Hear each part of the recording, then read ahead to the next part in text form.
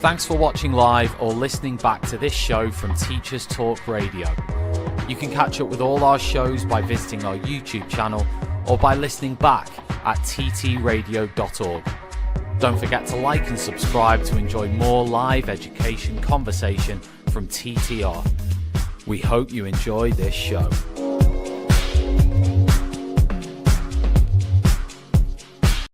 Outstanding and world-class vision and world-class this.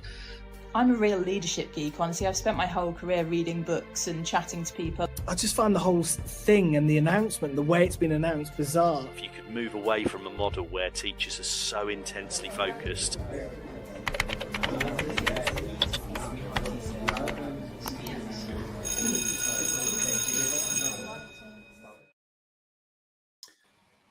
Hello people, good morning and welcome to Points of View once again on this Sunday morning. So much has been happening in education this week and we're going to be picking out a few of the bigger stories and issues and talking points that have been coming up.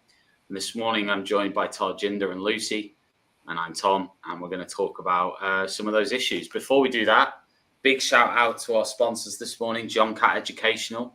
If you haven't heard of John Catt, head over to the John Catt Bookshop. Which is actually going to be included in the Hachette website, I believe, pretty soon. So head over there and check out what they've got available. They're a fantastic publisher with so many books for teachers and resources for teachers in general. And you can get 20% off at the moment by using the code JCTTR2425 at the John Catt Bookshop. Also, if you haven't heard of our newsletter yet, please go over there and sign up. It's really easy and it takes 10 seconds. ttradio.org/newsletter. Put your email in.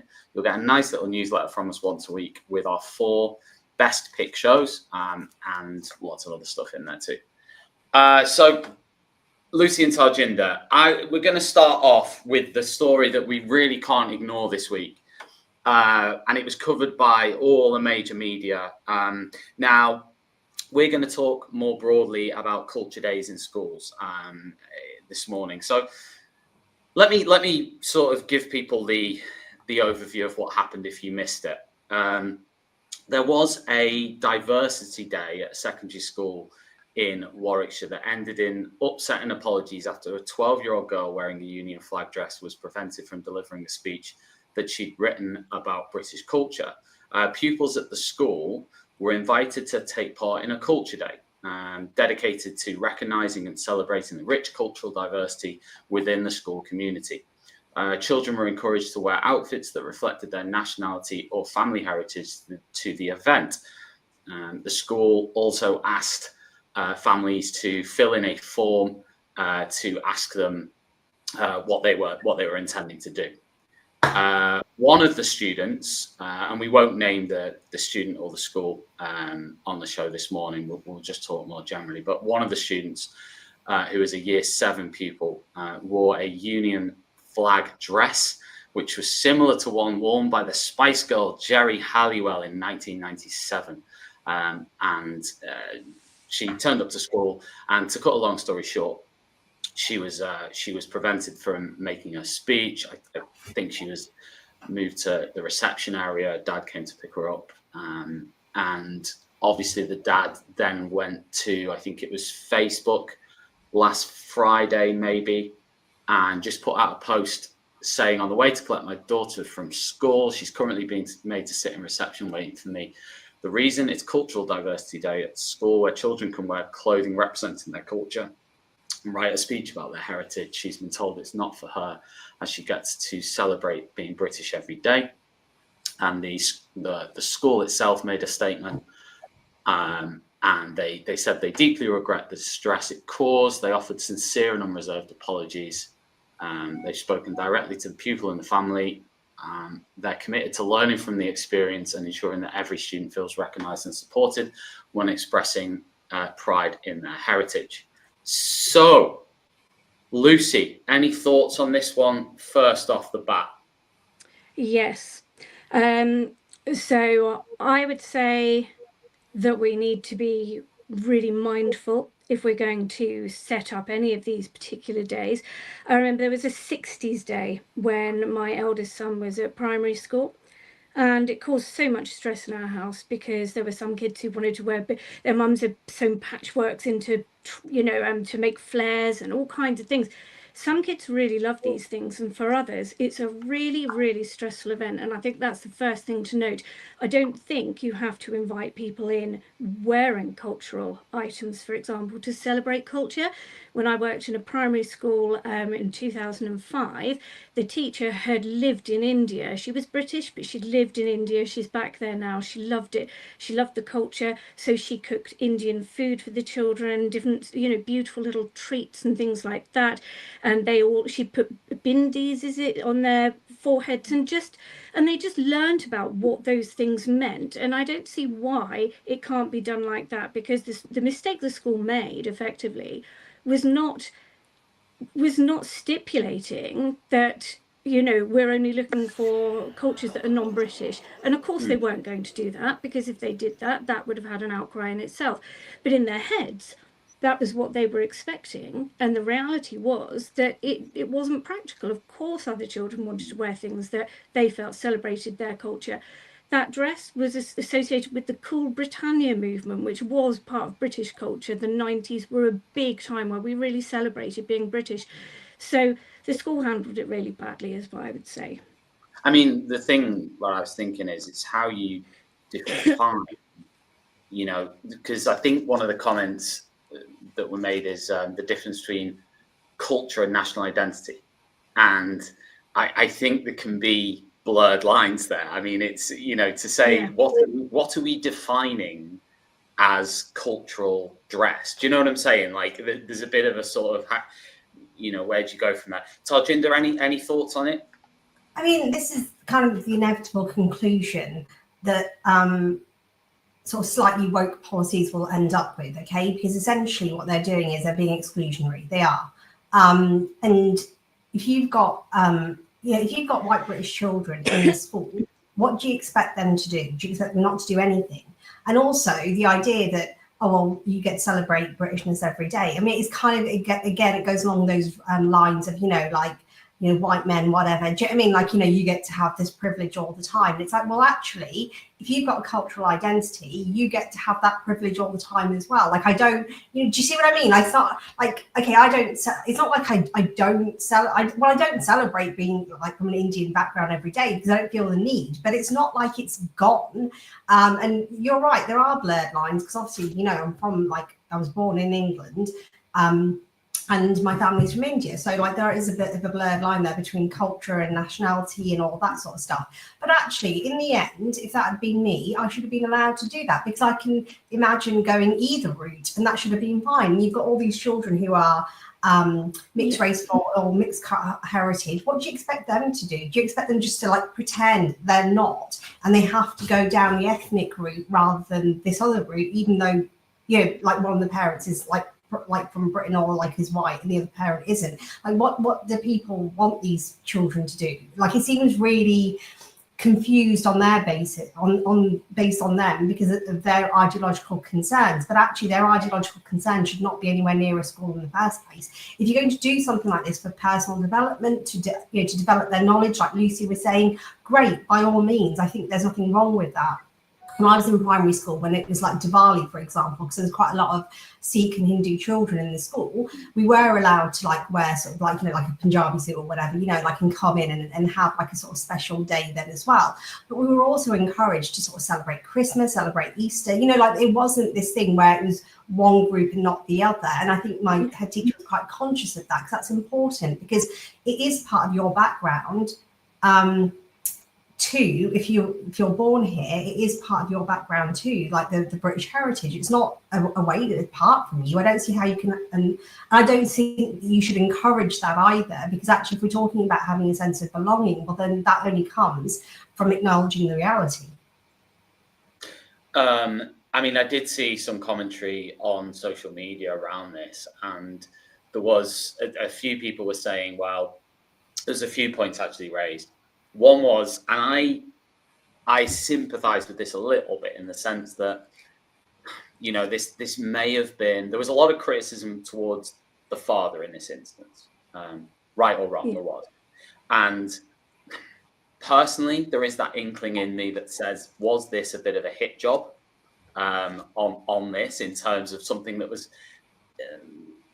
a little bit planned, in the sense of, you know, knowing what exact. Now, I'm not suggesting the rights or wrongs of what actually happened, right? But there was a lot of commentary saying, was this a bit of a setup job? As in, they knew exactly what they were doing. Not the girl, right? But, you know, it was almost a situation. And then afterwards, the big sort of fanfare sort of started from a media point of view. I don't know. That was point number one. At point number two, somebody said that somebody was asking what could. So they were saying that the whole thing about nationality and culture, the nationality cultural thing, and somebody asked what could someone have worn that represented British culture, right? And a person said, well, maybe Victorian wear, you know, like the top hat and the like thing. That's Instead history, not culture. That's history. Yeah, no, exactly. Like I wouldn't, you know, if you know, if we were to turn that. I know. I'm just trying to highlight sort of the not the absurdity, but I'm trying to highlight, you know, how people are almost trying to avoid like the sort of Union Jack wear, essentially, by sort of any means. I don't know. I mean, there's 2 points from me. Point one is, was this a bit of a sort of hatchet job on the school a little bit, and maybe some wider political motivations behind it? And my other point two, is around, you know, do you think, you know, I actually agree with you. I think that the Union Jack dress, Spice Girls, girl power, Cool Britannia, all that stuff, is part of British cultural identity. There's always that view, isn't there? Yeah, sorry, also, don't forget that in the 1990s, because I was like around at that point. Do you know what I mean? Like those of us who were around at that point know that it wasn't like the Union Jack was this kind of exclusionary like flag, like it had been like kind of, you know, had been. This was like pre-Culture Wars. Yeah, but it's also pre-Culture Wars. But I think the idea was at that point in time was actually, like Lucy says, we really celebrated being British, right? Like regardless of what background you were from. You know, it was the bands, it was the, you know, like, you know, the Spice Girls, it was all these things, you know, like, and actually I didn't feel excluded. And it was almost like a reclaiming of the flag, like going, actually, it's our flag, it's all of our flag. And it doesn't just belong to a small group of racists who like to fly it around. Actually, we shouldn't think about it that way.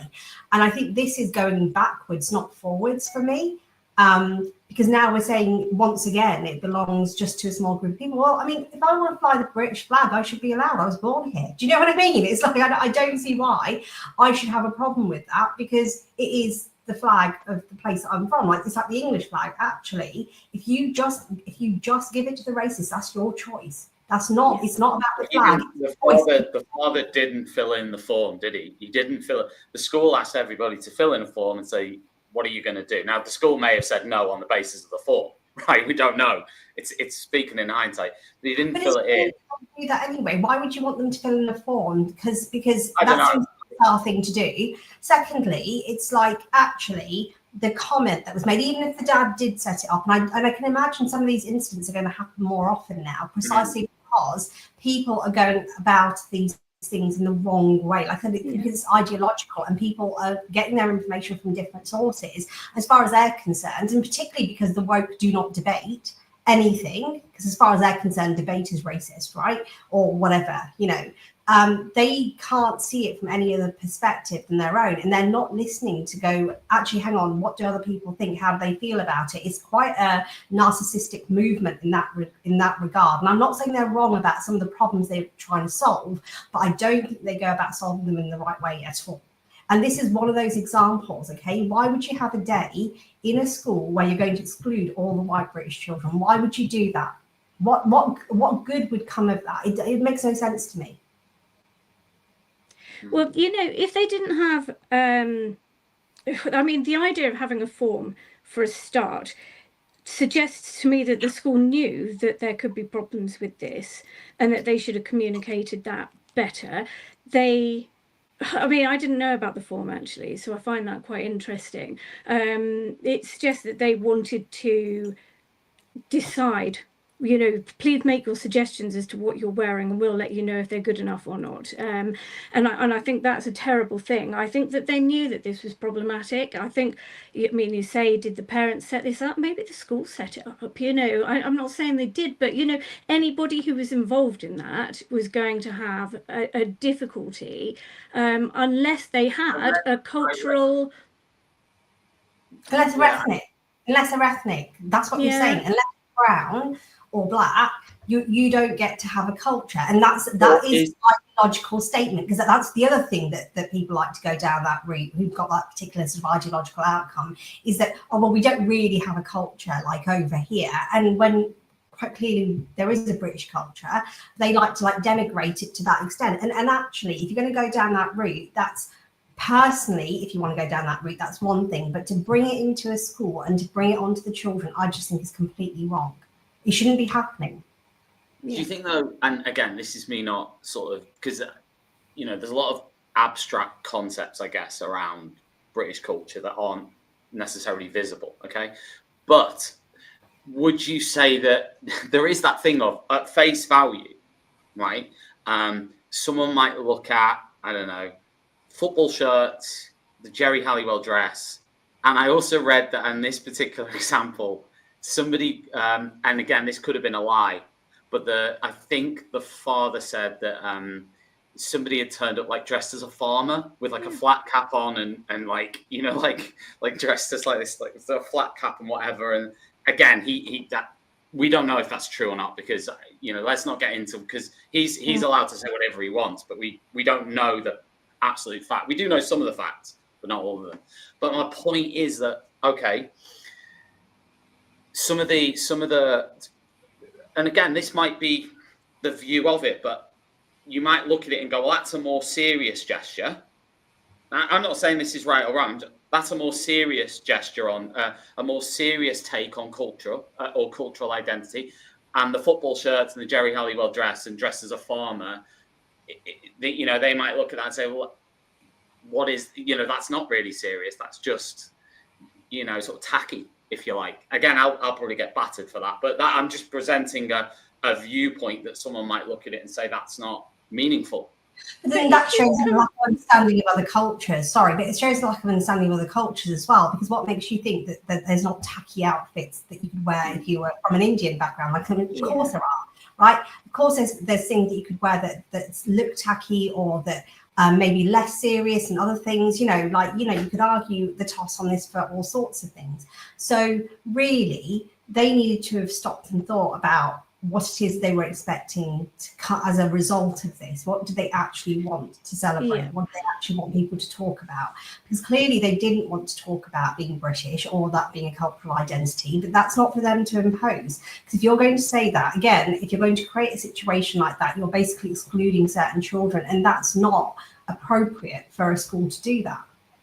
You've got to think of ways of including people, right? So like I said, when we used to have our Diwali days, it was a way of actually, but we actually did, like, you know, like the mums would come in, they'd have made samosas or like have Indian sweets and stuff. And actually there was this kind of cultural exchange there, because actually we were learning about that. But equally, when we were celebrating Christmas and we were learning about, say, the story of, like, you know, Jesus or whatever, we were learning ourselves. Do you see what I mean? There was like an exchange. This isn't an exchange. This is basically an imposition. As far as I'm concerned, it's an imposition.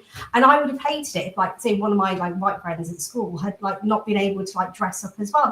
Does that make sense? Do you see what I mean? Like, you know, so what I could dress up. I was playing devil's. I was just playing devil's advocate. Yeah, no, that's fine. But I think it's one of those things.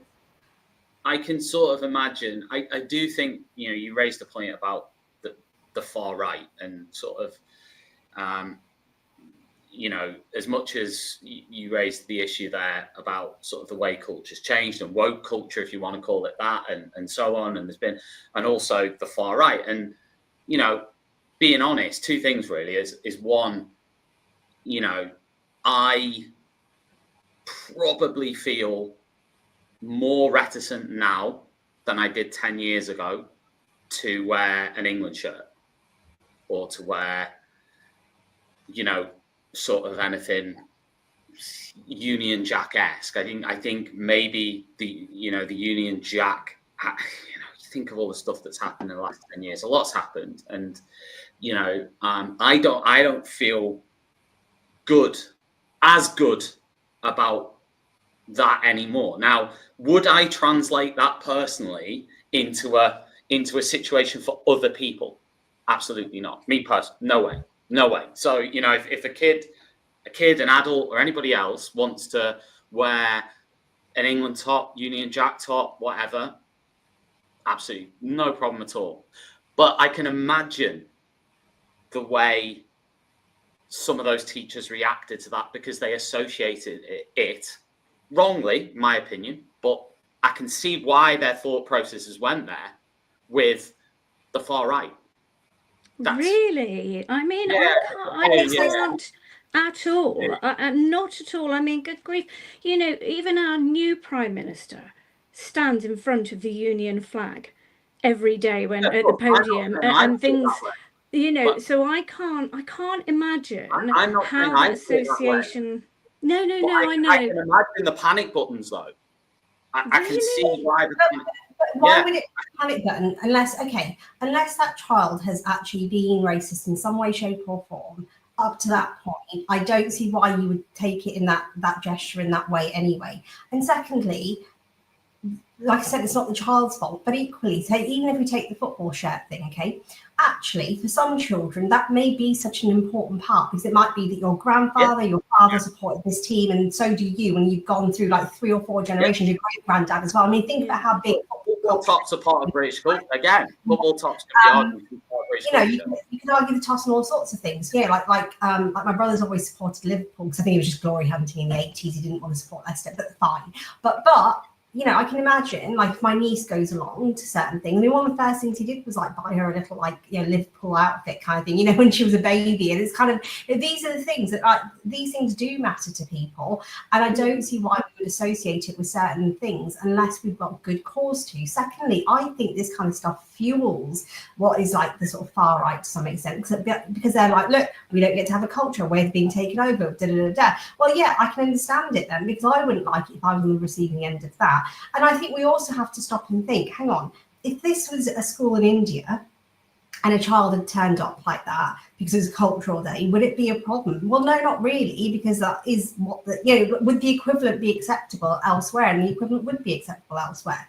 You know, like, you wouldn't just imagine that you're, you know, that you're doing this. I mean, in international school, for example, what would you expect them to do there? You know, you're going to have people coming in with like different cultural backgrounds, different, you know, sort of, you know, like, and backgrounds that are European in different ways. And actually, it's up to you, like, how you celebrate that or how you express that.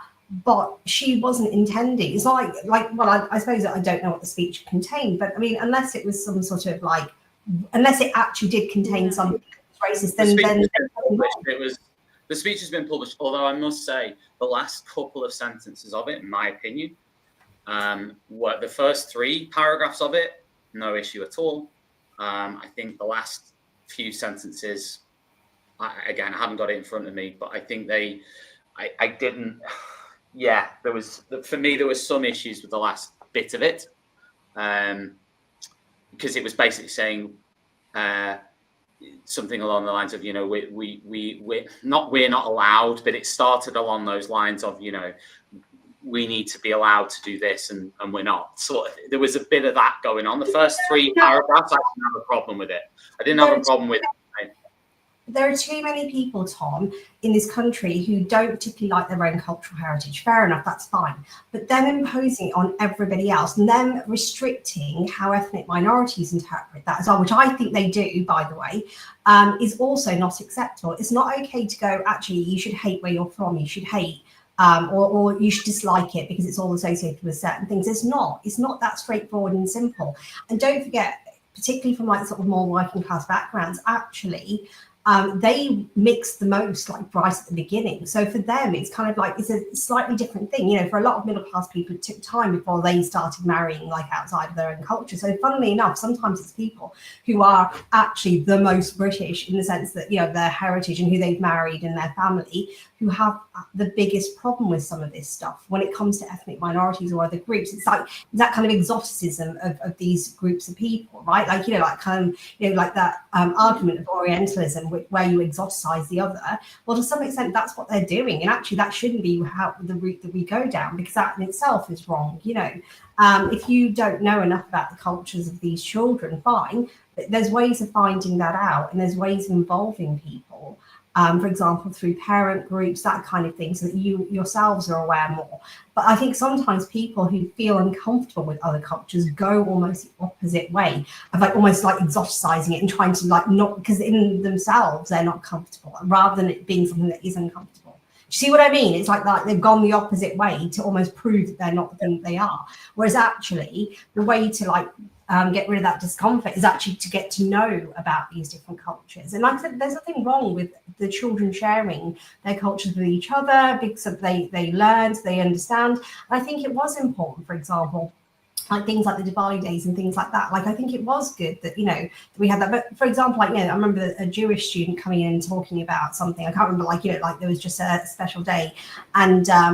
But equally for myself, that was important, because I wouldn't have known much about Judaism at that point in time, and he came from a French Jewish background. Just randomly, we just happened to have a French Jewish kid in the school. But but again, learning a bit more about France, learning a bit more about Judaism. There's nothing wrong with the children learning about each other, because that actually improves the situation. Whereas this doesn't seem to be coming from that place. It just doesn't seem to be coming from the right place. It makes me feel very uncomfortable, and I would not like to have to run a day like that. I feel really no, actually. I guess all I'm trying to highlight is some of the arguments in terms of, is it part of British culture to not be like the Americans? They're very different to the Brits, aren't they, in terms of their celebration of sort of American. America. When I was there when I was 18, I was I did a summer camp, Camp America. And when I went out there, I felt really maybe uncomfortable is the wrong word, but every morning they would, have all the kids lined up. They would all put their hands on their chests. They would read the Pledge of Allegiance together. They would then sing the national anthem. Sometimes the flag would be raised then in silence every single morning. Okay. Now, to me, as an 18-year-old coming from Birkenhead, right, that was I felt uncomfortable. My version of sort of, I guess the sort of, the version of patriotism that is the sort of inner stoicism and sort of very sort of taking the mickey out of being British 90% of the time, and only really, celebrating it when you have to, and not in an outward way. Is that part of British culture? Is it part of British culture to be less sort of outwardly patriotic? I don't know. I feel uncomfortable. I don't feel uncomfortable with everything, but I'm just giving you an example of when I was 18. Would I have felt uncomfortable about it now? Maybe not, actually. But when I was 18, it wasn't something, and that's not because I'm not American. It was the nature of it didn't feel intrinsically sort of normal to me. But I think you've hit us on a point there, to be honest with you. We have thousands of years of history and culture in our country. We can trace our roots back to, or some of our festivals, right back to pagan times, for example. And they didn't have that in America. So they had to work to keep their culture and their identity. They were bringing together people from other countries who'd come over to live there, to make America. And so they needed a united thing to stand under. So they created a culture and a heritage. And they have worked really, really hard to maintain that. And actually, here in the UK, we take ours for granted. And as a result of that, we're an older country, though. It's well, like it young is, people but have more zest, don't it? It's like, think about the cycle of life. Young people are more zestful. America is still a relatively young country. But, well, yes, but I don't think people feel that necessarily. I just think that it's never been something that's been dropped. It's not something, like school assemblies, where we used to sing, sort of hymns with the word God or Jesus in them. All of that's been dropped. We have changed so much in the last probably 20, 30 years, so enormously. We have taken our culture for granted. In fact, we have tried to rewrite our culture and our history in many occasions. And British people, I think people are feeling fed up with the idea that there's no pride in that anymore. And in fact, the pride comes from sort of being anti-British almost. And I think that's a huge problem. And I do think that possibly when the parents got that letter saying, come and celebrate your culture, there will have been some parents who would, like I would have been, like, I haven't got a clue because we have no family connections to a particular football club, which we weren't allowed to wear anyway, no jobs. Look at the child who came as a farmer. Maybe that's been in his family history. Farming is a culture more than a... I get it. I think coming back though to the point I made earlier, which I'd like to hear your views on that thing about it being a hatchet job by the father. You know, I think that has to be put into the mix here. It can't just be seen as, oh, it was an innocent thing and everything's, you know, it was just trying to be. But if that's the case, and 11 years old, I don't know. I just. But it's the school's reaction to what happened that's the issue, isn't it? Let's be honest. Because they hadn't put her in reception, asked him to come and collect her, all of that stuff. I mean, he could not, even if he wanted to provoke something, he could not have created that scenario. And that scenario is not appropriate for a child, you know, who's just wearing an outfit. It's not like, you know, it's not like it had like something. It's not like she wore a T-shirt that was like racist in some way, shape, or form, or had some sort of slogan on it. It is just the flag of Britain. It is just the Union Jack. At the end of the day, it is what it is. Well, if you say it's a stunt to get attention, well, then they didn't have to react the way they did, because it's actually their reaction that created the attention. If you stop and think about it, if they'd just gone, fair enough, go ahead, let's just check through your speech. You know, you didn't tell us, but let's just check through your speech, make sure it's okay. Fine. That could have been the reaction of the school too, couldn't it? Do you see what I mean? Like, that could have been a fair reaction. Not stick you in reception away from all the other children and like call your dad to like come and get you. Like that's quite an extreme thing to do, because you're actually excluding a child at that point. And I think who's done nothing wrong.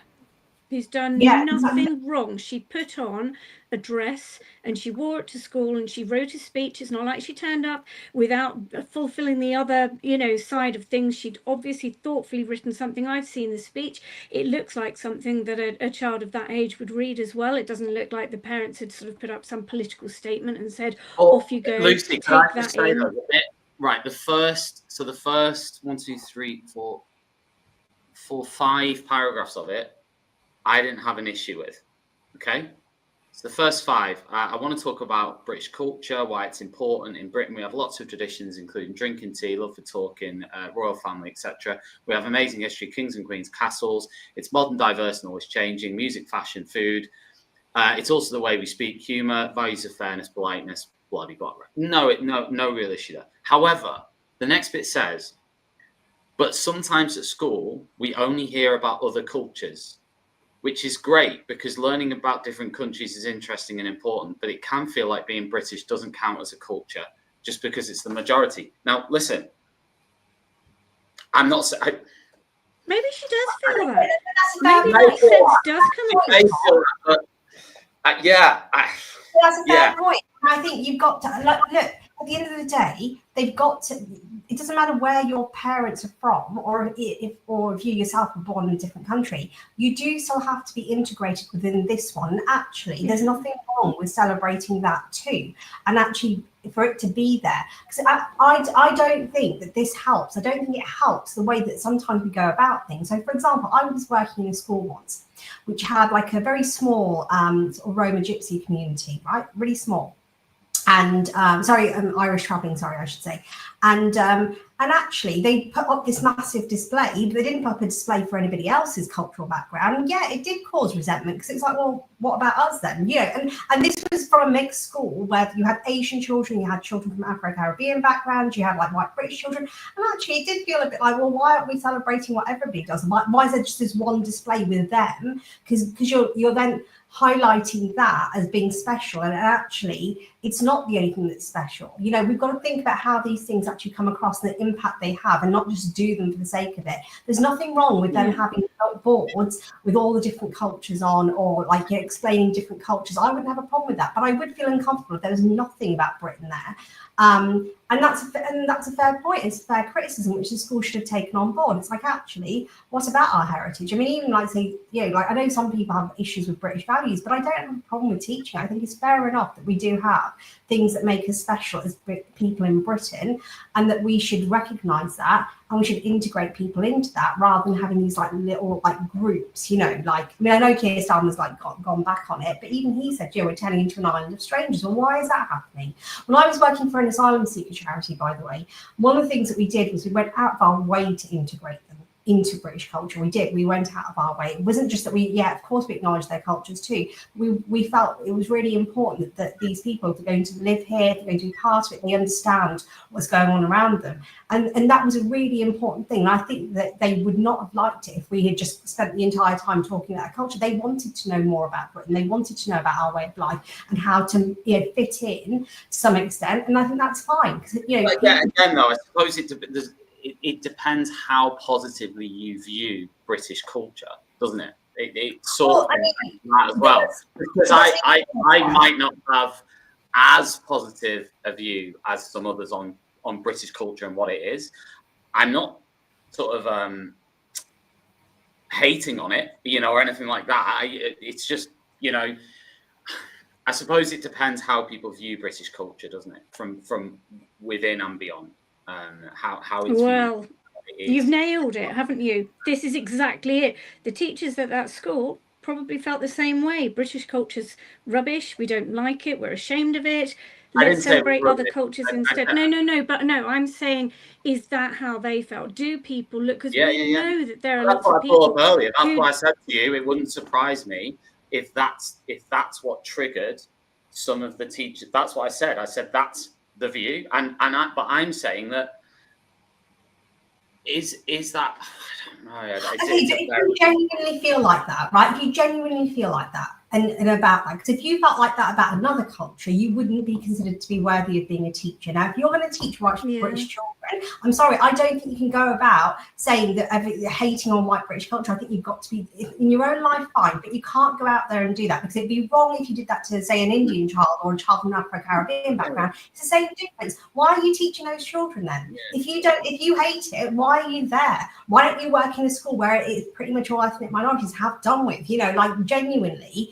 I think we've got to say that there's equality is a thing, and it means all people should be treated with respect, regardless of whether you like it. Now, there might be aspects of other cultures that people don't like.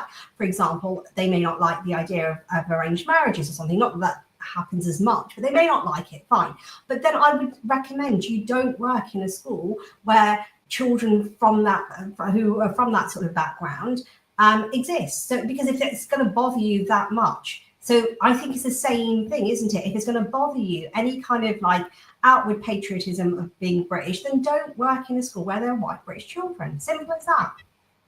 Yeah, but that suggests that all white British children have a positive view about British culture. No, but my point is, you wouldn't go out. Yeah, but not all children from an Indian background have got like a positive view of being Indian. Not all people from like a Muslim background would have a positive view of being Muslim. Not every.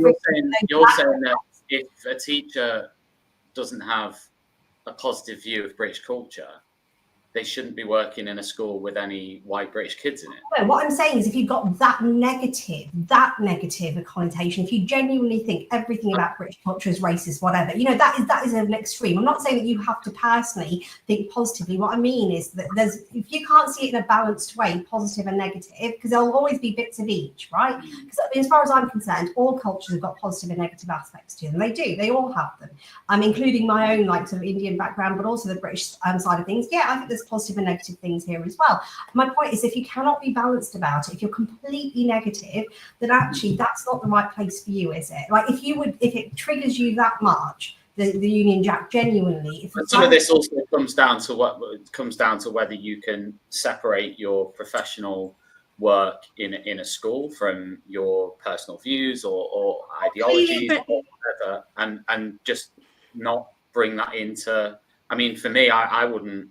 No, like I said to you earlier, in that situation, I mean, I wouldn't think to do it anyway, because my personal views aren't necessarily extremely negative or extremely positive. They're just maybe somewhere in the middle, right? But certainly, even if they were more negative, I wouldn't bring any of that. It's sort. I would see that more as my duty as a teacher to not bring that into that. You know, when my children were at school, we had the royal wedding, 2011, 2010 or sometime. We had the Olympic torch. The Queen came and visited here, and every single time it was a big celebration in the school. Yeah, but then they Brexit wrote letters. happened. Sorry? That's not Then- true. Yeah, okay. then The thing Brexit about happened. is, yeah, but the thing Right. about Brexit is there's a huge number of ethnic minorities who also voted, which people like to pretend away forget, actually. Yeah, but I'm trying to explain why for me No, things no, change. but that's a So choice. Brexit's made you anti-British. It certainly made me reassess my. It's in a way, it's made me more. It's not made me anti-British as a statement of fact. It's made me more anti-British than I was before. Yeah, because it did. I won't go into the whys because No, that's fine. But you know, one of the things, so when I worked again in primary education, there was one of the teachers had British values on his wall, and other teachers went, "Well, that's a really good thing. Can we have a copy of that?" And a copy went out to all the different classrooms. And British values are supposed to be being taught in schools. We are supposed to be sharing what it means to be British, and that isn't just for white kids whose grandfathers and beyond are British. That's for all the children who live in Britain, because this is their home. This is where their families have chosen to live. We live here by default. People have chosen to live here, and we should be proud of that, and they should be proud to live here. So it really I find it quite jaw-dropping that you're sort of saying it's what made me anti-British, because that's quite a revelation to me. It made me less of a feeling of being proud to be British and being positive about being British. Yes, it did, and I totally stand by that. I don't think that's jaw-dropping. Something happened that I really felt was just on every level against sort of what I personally see as the lots of the positive things about my feelings for being British. So I don't think it's jaw-dropping to suggest that after Brexit, my perception of my positivity towards being British went down, because it did. I don't know why that's jaw-dropping. But the thing is, it is a bit, because if to be perfectly honest, I think there's a lot of people, and I'm not saying that it's necessarily you as well. However, if you'd studied like European Union politics like I did, it didn't even shock me that we left. It didn't change my opinion. As far as I'm concerned, from the age of from when I did my degree, I pretty much figured we were going to leave at some point. Like, just given our relationship with the EU and how we'd interacted with it, it just would not surprise me. And also, there are conditions under which I myself would have voted for Brexit. I wouldn't have voted for it at that point in time, and I didn't. However, I can see there being a scenario, for example, I can, but I'm also entitled to say that I can see why. Yeah, that's fine. I would disagree with those reasons, but I can see why they are valid arguments to make. But it's. But that was a choice that some people made, because they weren't willing to listen to what the arguments actually were. And I think there's been a lot of projection onto people. And like I said, the fact that there was I think something like, what was it? I don't know if it was a quarter or a third, something like that. But there was a significant number of ethnic minorities who also voted that way, right? So it wasn't like it was just like this one group of people. However, I do think that there's been this kind of real negativity towards this decision, which is only one decision, right? Despite the fact that it's one decision that has literally changed the shape of the country. It's changed everything. It has. That's because some people have chosen it's just one decision, but it's cataclysmic in terms of what it's done. I think we have to be careful, because this isn't supposed to be a Brexit conversation, and I'm not going to start wading in and talking about Brexit. But it's like saying in 2010, 2011, 2012, and you gave examples of the London Olympics, the William and Kate getting married, and so. I just made the point that a lot of things have happened since then that have changed people's perception or their positivity towards being British. And that might be a short-term thing. and you found that jaw dropping that somebody could have a more negative perception based on events like Brexit. So we don't have to talk about the ins and outs of Brexit. But you say more negative, so you were already negative about Britain anyway. You know, no, I didn't say that. No, I didn't say that. I said less positive than before, more negative. That's what I meant. But again, the issue is still this, though, Tom. You're not allowed to bring that into schools. You do have a responsibility. But my point is, it has been brought in this situation. Let's just go on to the point that actually, if you exclude a child, there should be a really good reason for excluding a child. If you stop and think about it, you cannot go into it like this. This seems just bizarre to me. It's bizarre that the school would even choose to exclude on this basis, and that is what happened to that person. And actually, it's not okay. I don't think we can go around excluding children based on the fact that they might wear something related to the Union Jack. I mean, when we had like the last celebration of the Queen's, I can't remember which Jubilee it was, but essentially it was like actually what we were doing was like we all went out, had a picnic. I was wearing like Union Jack like earrings. I bought like a pair for like my TA as well. We were all wearing like red, white, and blue. Actually, there's nothing wrong with that, and there's nothing wrong. But what I wouldn't want to do is to say, oh well, the ethnic minority children shouldn't be doing that kind of thing. Do you know what I mean? It goes down a certain route sometimes. Is this way of thinking, and actually, it's not appropriate, and it doesn't help. And just but I do think some people like the idea of these little silos because it makes them feel comfortable, as opposed to the fact that we are going to have to be a bit more of a melting pot, and we already are in many ways, you know. And we should just be encouraged to see the culture in a balanced way, by all means, but just to be able to see that. But if we're going to go completely negative, then as far as I'm concerned, we're going to fuel the far right. That's going to make it way worse. And these kind of stories don't help because it is such an unreasonable thing to do to that child. It just was. Yeah. Absolutely spot on. And I mean, where I was saying about, you know, the school organised those celebrations, you know, come wearing red, white and blue, things like that.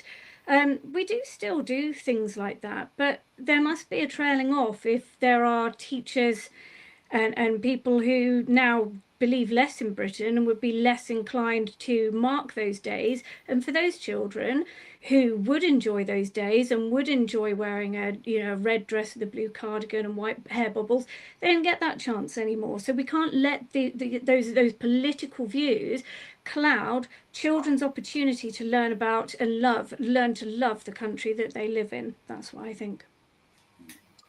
And not everybody wants to, but I do think that what we can't do is suppress it.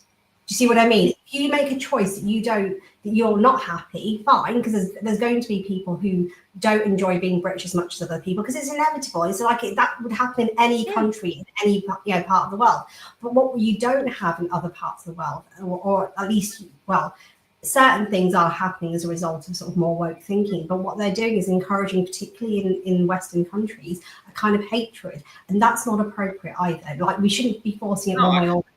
I mean, I wasn't suggesting that I now hate Britain, whereas before I loved Britain. I wasn't suggesting that. I was just making the point that events that happen and things that happen can colour someone's feelings towards their own country.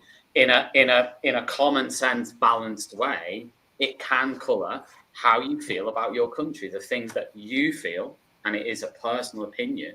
It's not an opinion to force on anybody else, but my opinion and my feelings. It has coloured my feelings towards my own nationality and whatever. And that's not to say that I don't care about the country anymore. I don't care about any of the people in it, or I don't care whatever, or I hate it. Absolutely, obviously not. But yeah, it's definitely, it affects things. It's like if something positive happens, that then affects it, doesn't it? If I don't know, I'm trying to think of an example, but I can't really. But something really, really positive would obviously colour people's views really positively, and maybe produce a wave of patriotism. But I do think that things have happened in the last 10 years that have maybe made some people think more negatively about their own country. I think most people are just getting on with their lives, to be honest, and trying to make the best that they can. So, but I mean, I feel very sad that that's sort of, I've never heard anyone articulate that, I suppose, in quite that way. So, is that a bad thing to say? yeah, I think to dislike the country that you live in. I didn't say dislike. I didn't say dislike the country. I'm going to use the quote again that I said. I said it made me feel less positive about the country, about the nationality of the Britishness. That's what certain events have made me feel less positive. I didn't say I hate it, didn't say I dislike it, but it's made me feel less positive. It's made me feel more skeptical. It's made me feel more less wanting to like you say, show the love of the country and all this stuff. It has coloured that, but that doesn't affect what schools shouldn't be doing, what teachers shouldn't be doing. If they're entitled to their own personal views, what they shouldn't be doing is creating a kind of cultural clash here where I prefer other cultures. Fine, if you prefer other cultures, that's up to you. But actually generating that into a scenario in a school is inappropriate. But Tarjinder, this is exactly my point, is that I would never do that, right? So that's the difference, is that I'm saying, my personal views or what I feel at a given moment isn't really relevant to how I would approach any situation within the school I currently teach in, because that's different, and that, it's a professional environment, and I wouldn't sort of block people from doing things or tell them to do things. It's like, it's that's how I view it. But yeah, it was a good discussion though. It was a good discussion. It was. I'm sure there'll be more to come, because that was. I mean, it has made the news, hasn't it? Certainly. I don't think it's going to stop. I think one of you said earlier there's probably going to be more examples of this. I would imagine there probably will be. I think schools just need to bear this in mind. I think they need to look at it, and I think Tarjinder summed it up really well. You need to look at why you want to hold an event and what you want the pupils to learn from it. And then I think on top of that, you need to think about the scenarios that might come up where somebody wears something you didn't want them to wear. And it's not about filling in a form necessarily, but it's just about being more clear with direction about what people should do. If you have a culture or a cultural identity or something, if you're from a family of Morris dancers, please come and bring the bells. Or is it better to not have culture days?